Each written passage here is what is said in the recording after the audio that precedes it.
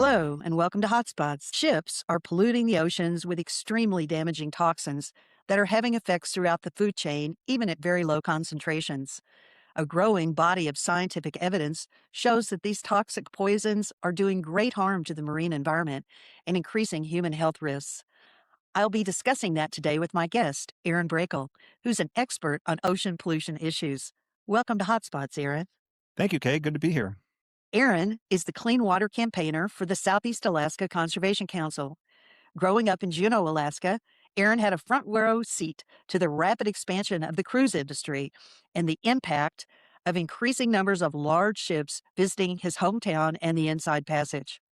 Aaron began learning about heavy fuel oil and its impacts after hearing concerns from the tribes and regulators about exhaust gas scrubbers and the health of Alaska waters. So that's what we're going to be talking about today, this technology known as scrubbers that are set on ships. And what they do is they take sulfur and toxic pollution out of the exhaust gas from heavy fuel oil burning and put that in the water, take it out of the air and dump it in the water. Today, we'll be discussing how this situation came about and what can be done about it. And spoiler alert, there is a simple solution, which is burning cleaner fuels. Aaron, tell me a little bit about what's at stake here and why should people care about this issue? What's at risk is the ability to gather and harvest healthy food, to know that what you're eating is safe to eat. The risk of bioconcentration, bioaccumulation, impacts at the lowest levels of the food chain, and the actual killing of the things that are in the water by some of these open loop scrubbers. So how do scrubbers work exactly? Yeah, so an exhaust gas scrubber is a kind of a loophole, cheaper and dirtier heavy fuel oil. And what happens is that they run the exhaust from the heavy fuel oil in through a big, like stainless steel chamber. They can be 15 feet across, 20, 30 feet high. And there's multiple layers in those chambers where they have these rows of nozzles spraying seawater through the exhaust. And what they're trying to do is get sulfur out of that exhaust. And what happens is when they do that, not only do they get the acidic sulfur, but they collect all of the toxins that are in this dirty heavy fuel. And then that's just dumped right overboard. So how much water is affected? I was talking to a regulator recently, and they said that on one of these large cruise ships, at a single generator, of which they can have 2 or 3 running at any time, can use up to 3,600 tons of water per hour. That's like an Olympic swimming pool and a half. These waters get sucked in and everything that's in those waters is killed in this process. Yeah, I grew up here in Southeast Alaska, and we're just very deeply connected to the marine waters. We go out on the beaches, go out in small boats, we get our food, our fish, our shellfish, our clams, our crabs.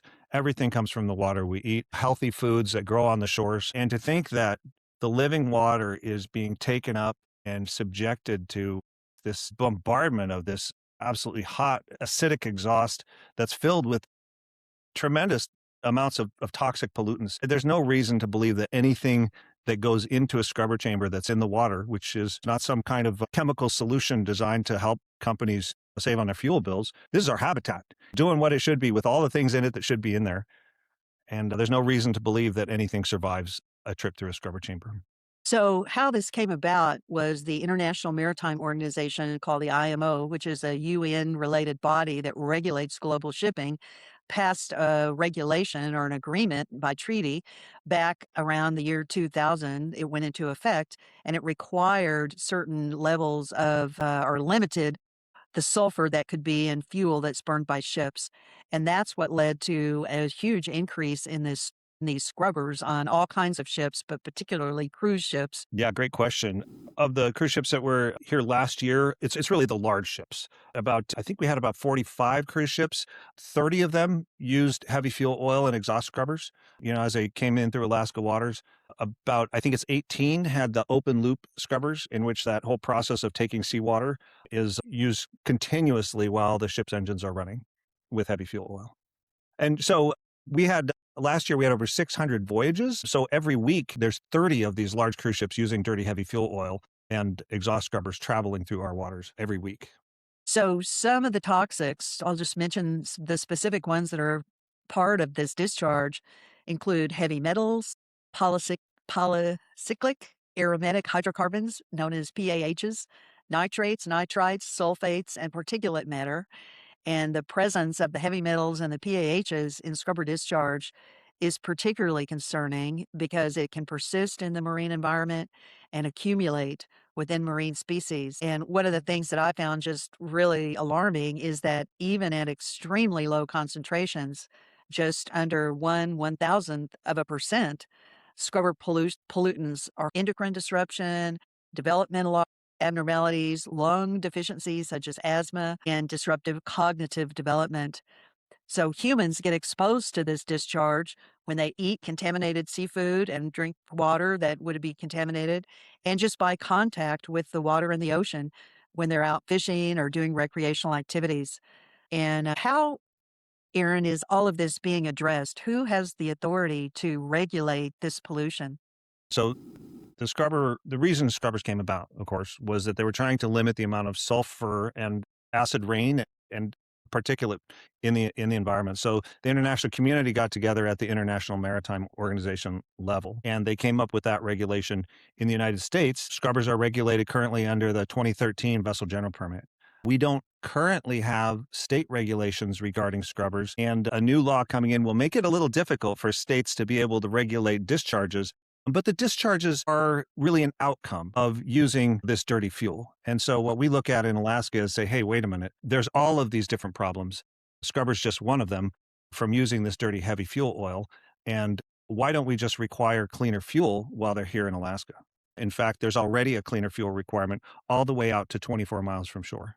And around the world, more than 45 countries have already adopted scrubber bans or regulations because the IMO, the International Maritime Org, has not gotten consensus to be able to address it at the global level. So in the meantime, just different countries and states are taking action, recognizing how harmful these discharges are. And one of the things about scrubbers, they let ships keep using heavy fuel oil, and that also produces more black carbon than the alternatives, which would be cleaner fuels. And of course, black carbon is accelerating the melting of sea ice and of glaciers and of other land-based snow and ice, and speeding up warming by absorbing more heat there and causing other feedback loops and ultimately leading to sea level rise. So it's a really serious problem these scrubbers are causing in our environment. Talk about that for a little bit. So the reason why scrubbers exist is because of this heavy fuel oil. And heavy fuel oil is considered persistent oil when spilled. And instead of more rapidly dispersing and evaporating like lighter distillate fuels do, heavy fuel oil persists. Maybe people will remember the Exxon Valdez oil spill and the images of habitat and wildlife that were affected by this crude oil, which is also a persistent oil. So they act in similar ways on the environment. They smother and then they can submerge and reappear. They just don't tend to disperse. They linger on a long time, and it can be very difficult or even impossible to clean up. And there are particularly concerns in colder waters because that's even less likely to disperse. And of course, then when you get up into areas like the Arctic Ocean, you're dealing with the extreme difficulties of spill response for a spill that won't disperse. Also, it's the heavy fuel will tend to emulsify and expand, so it can increase in volume rather than dispersing and evaporating. It just can multiply 4 or 5 times in volume. These spills can actually sink because they're similar to the weight of the water. Sometimes they will sink below the surface of the water and travel long distances, and then they can reappear on shores and then be washed back up. So we really don't want the heavy fuel oil in our nearshore environment. And there is some legislation pending now in the Alaska legislature that would address that.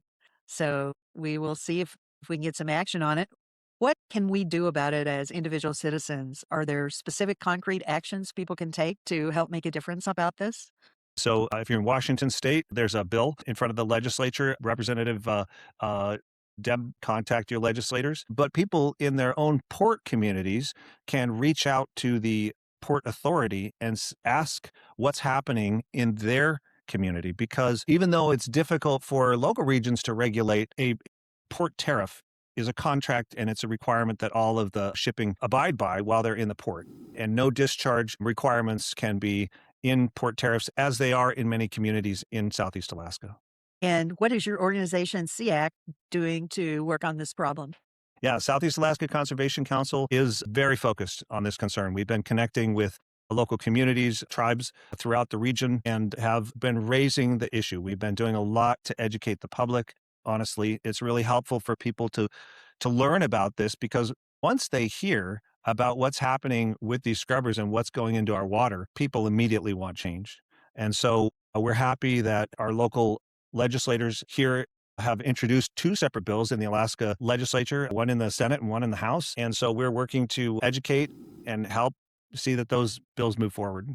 Thank you so much, Aaron, for chatting with me about this important problem, which is protecting the health and the cleanliness of our oceans, which provide seafood for the world. And, it's really distressing that the United States has done so little to address this, even in the before times. The bureaucracy under our former President Biden declined to regulate scrubbers, which was disappointing. There's been a lot of industry pressure to maintain the status quo and continue burning heavy fuel oil.